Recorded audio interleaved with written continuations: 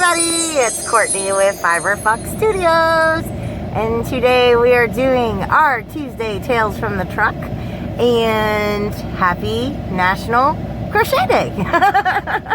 Someone told me that's what today is, so I'm going with what they said. Hopefully that's right. I'm sure they wouldn't have led me wrong.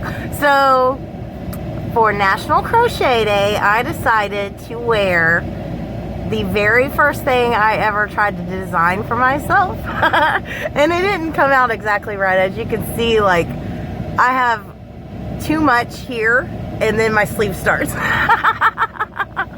Oh well though, I made this years ago. It's the pineapple stitch. I don't know how well you guys are going to be able to see it in the truck, but it's the pineapple stitch. If I lean back, maybe y'all can see.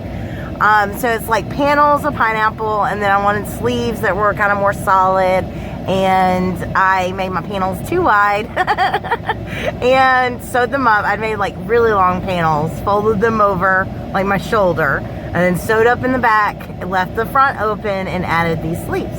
So I made this. This is the very first thing, like I said, that I ever tried to make. It didn't, it's kind of tight in the arm a little bit, you know.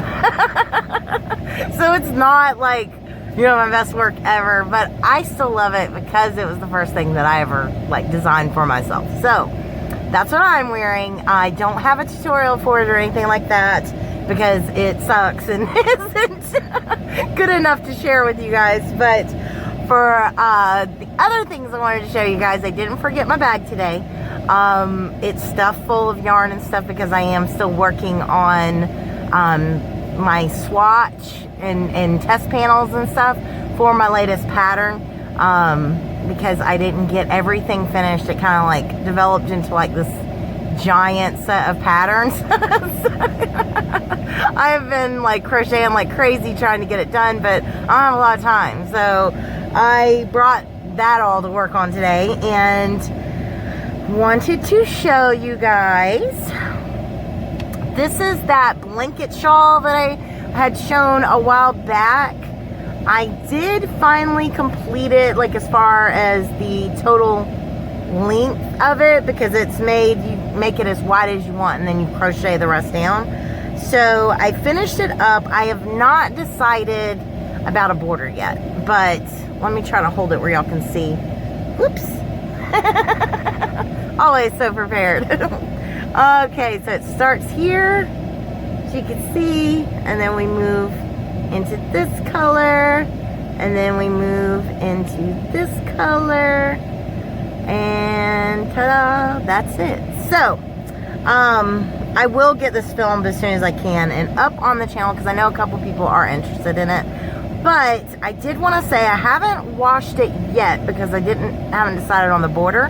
So I've been thinking, do I even want to do a border? I mean, it's just, you know, the flat, straight sides, and it doesn't really require anything. For some reason, I want to put tassels on the end, which is totally not practical for this to be like a travel blanket and stuff.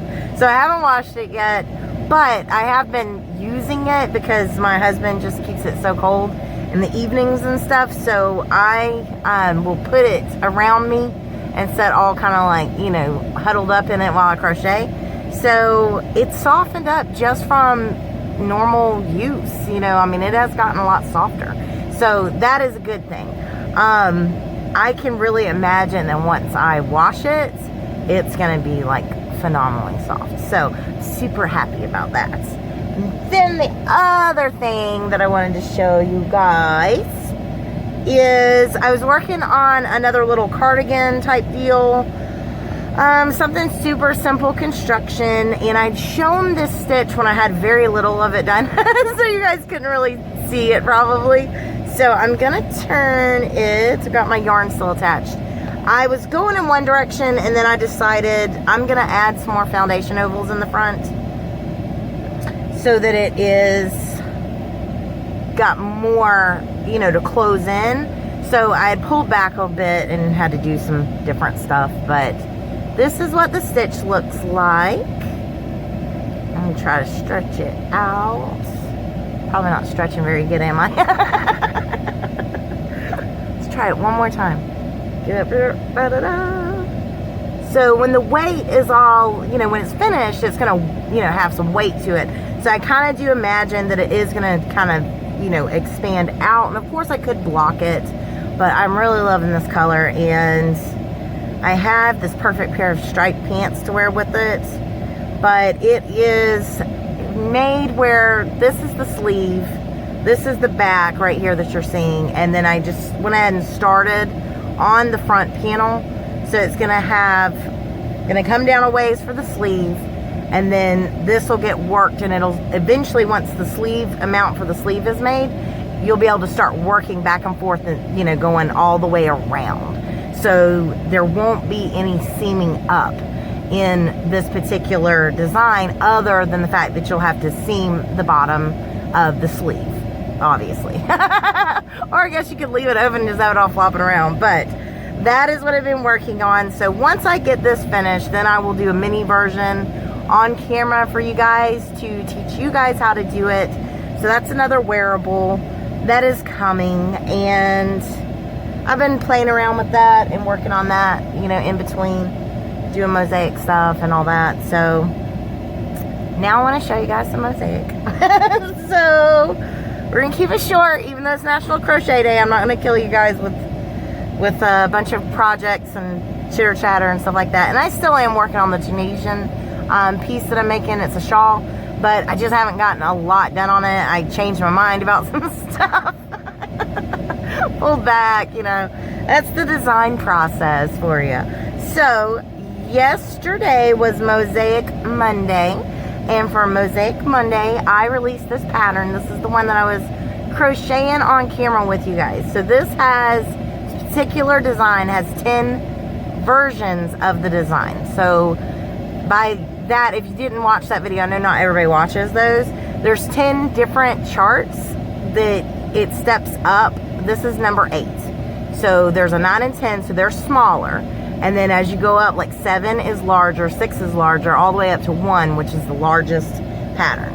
So this right here is what pattern number 1 looks like. So I've been working on this so I can put it up on the Etsy. And this is what pattern number 2 looks like. And I'm going to hold it sideways, even though that's not how this goes. This is worked up, you know, so wide, make it as wide as you want, and then you work up as tall as you want.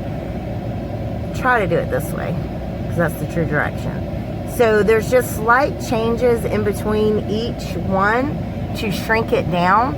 So in theory, like if you were to use all the charts, you would be making a large project. So you could work up from largest to smallest, and the smallest would be in the center of your like blanket or rug if you're doing something really big. And then you could work back out. Or you could select just, you know, 5 of the charts. You could do like every other, so it has more of a dramatic size change between the designs. And you could work, you know, those as well.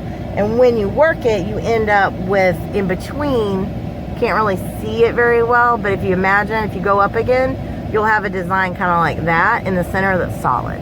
So I've been working on this a lot. It was like, thank you again, Sandra from Scotland, who sent me a, I believe it was a knitting chart. Looked like a knitting chart to me. I could be wrong though, but she sent me just a picture. It didn't have any instructions, didn't say where the X's were or anything like that. It was a picture that you're supposed to go with. And because it didn't have X's on it, that's what makes me think it was either beading or knitting. But she sent me one that had this design on it and done like a whole bunch of times. And so I did this one first, which is giant. It's 31 rows, 20 stitches wide, way too much to film. So I started with this one, the original one that she sent me. So thank you for sending me that, Sandra. And then I started cutting them down, trying to come up with, I really liked it, and I wanted to come up with something that was, you know, filmable. So that is how that came about, and I'm going to have those, all the charts up on Etsy, hopefully tonight. I've got to do a little bit more stuff, so I have things to photograph and get it ready for Etsy, but that's what I've been working on. A lot of mosaic charts. I've been trying to read patterns because I'm not good at reading patterns. It's because I would like to be able to write some patterns out. I think some things that, you know, maybe the way I teach it might be a little confusing to people, but if they had a pattern to go to, they would get it, you know. So I am trying to learn that. It's a lot, like with working full time, living really far away, and then trying to get in time to eat, shower, sleep, you know, watch a little TV with my husband, that sort of thing. So I work it as fast as I can though. So I would love to know, what have you guys been up to? What's on your hook right now? What's just come off your hook? I'm going to spend the rest of my lunch break looking up some yarn that someone sent me, what they're doing a project with. They sent me the colors. So I want to look it up and see what their mosaic work's gonna come out like. So I'm gonna be doing that. Anybody gone yarn shopping? I've been good. I haven't done any shopping. Still using my furls hooks like crazy, getting used to them and all there. I have been warned by a few of you that there's like a learning curve with those, so I see what they're talking about, and I'm going to give a full review on those as soon as I feel like I've used it enough that I can be fair, because I don't want to mislead anybody. It doesn't matter to me if you buy furls hooks. Like, I'm not sponsored by them. I don't have anything to do with them. I bought my hooks, you know, myself. So I just want to make sure I give you guys accurate information, because people like me who are getting them, not just because they're super pretty, but because you have issues with your hands and stuff, carpal tunnel, like my thumb is really sore right now. I want you guys to know whether it's worth the investment, because they are expensive. So that's what I've been doing, practicing with the furls and crocheting and, you know, working on charts. So let me know down in the comments what you've been up to. I hope everyone is staying safe, and I hope you're all happy and doing well. And until next time, bye for now.